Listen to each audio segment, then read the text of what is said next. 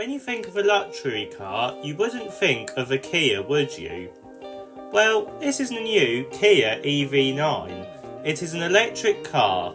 It has 7 seats and it has a starting price of £65,000, but it can go all the way to £80,000. The question is then, is it a good luxury car? Well, let's find out. Hello everyone, welcome to Everything Cars and More. This is the #1 place to be for car news and reviews. Sit back, buckle up, let's go.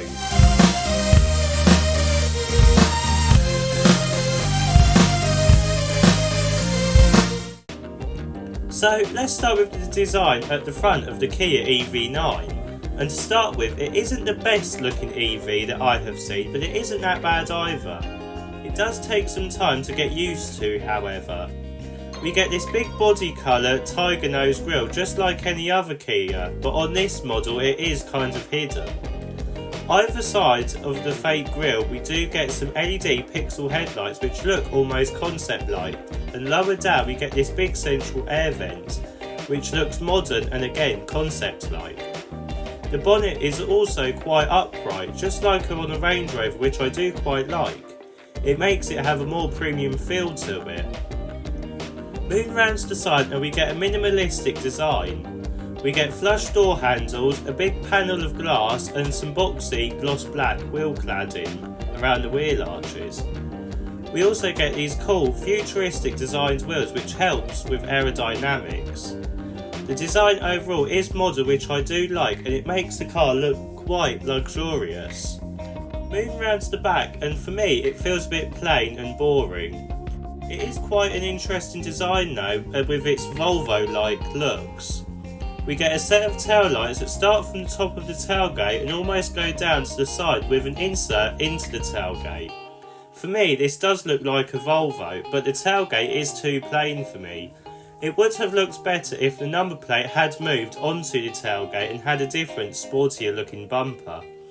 I know they are trying for a minimalistic and futuristic approach as there is no rear wiper, but for me it just doesn't sit right on this car. The bumper is gloss black with some satin grey cladding to make it look off-roader like though. Let's have a look at the battery motor options that you can have with the new Kia EV9. So, for the entire Kia EV9 range, there is only one battery pack. This is the 99.8 kilowatt hours inside, and it is quite decent. For the motors, there are actually 2 options. If you go for the base spec model, you only get a single motor setup which gives you 200 brake horsepower and rear wheel drive. 0 to 62 is dealt with in 9.4 seconds, which is quite slow for today's standards. The range on this model is about 350 miles, which isn't bad for this size of SUV. There is another option, however.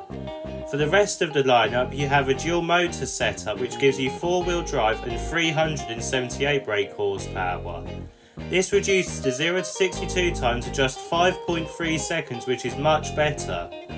Range on this model is expected to be about 300 miles, which is reduced from the single motor version, but that is to be expected. The price of the new Kia EV9 starts at £64,995. Let's have a look at the interior. So, getting inside the new Kia EV9, and we are welcomed with Kia's new interior setup. We get a Mercedes-style infotainment instrument cluster screen, but what is different is that there are 3 screens on it. We get the instrument cluster, which is crisp and easy to see. We get the infotainment system, which is running the newest software, and it has a great layout and is very easy to use. But between these screens we have another screen, and this is for your main climate control system. Now, I'm not sure what to make of this.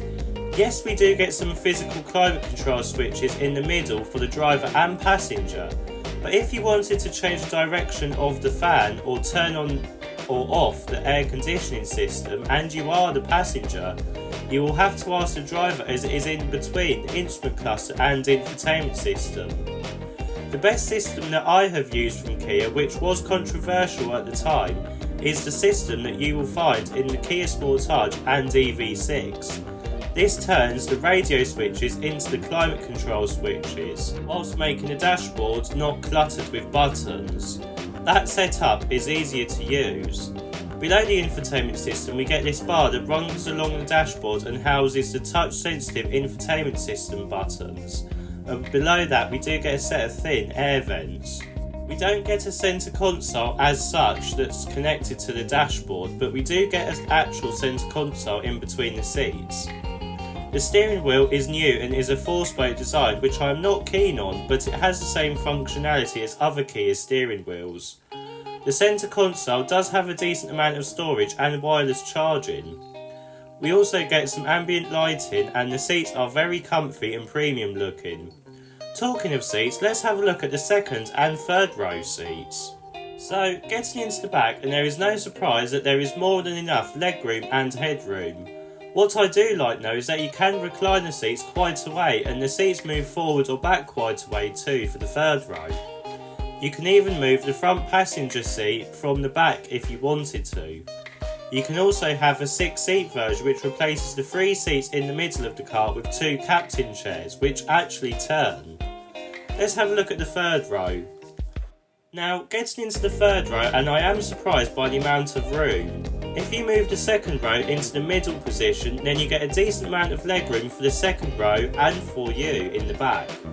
Yes, there is not much, but it is decent for third row seating. Headroom isn't the best, but then the third row will most likely be used for children. But as an adult, you could actually sit here for short journeys. Let's have a look at the boot. Opening the boot to the new Kia EV9, and you are welcomed with 571 litres of boot space with all 3 rows up. This is very impressive. You can easily go on holiday with 7 people. With all the rear seats folded, you get a massive 2,320 litres of boot space. But with the second row up, you still get 1,230 litres, which is again way more than enough for most people. So in summary then, what do I think of the new Kia EV9? Well, the exterior design is okay. I like some parts of the side of the car and I can get used to the front end of the car, but the rear seems too plain for me for this type of car. The interior is very modern and premium though, and it is a very practical car. The range isn't the best that I have seen for a luxury 7-seater though, but it isn't that bad for the price. If you want a proper luxury 7-seat SUV though, I would have to recommend the Mercedes EQS SUV 7-seater. This does start at £130,000 though. Yes, that's a 70% increase, but then it is S-Class level of luxury. In the future there is also going to be an electric Range Rover, so it might be worth waiting for that, but again, that is going to be much more expensive than the Kia EV9.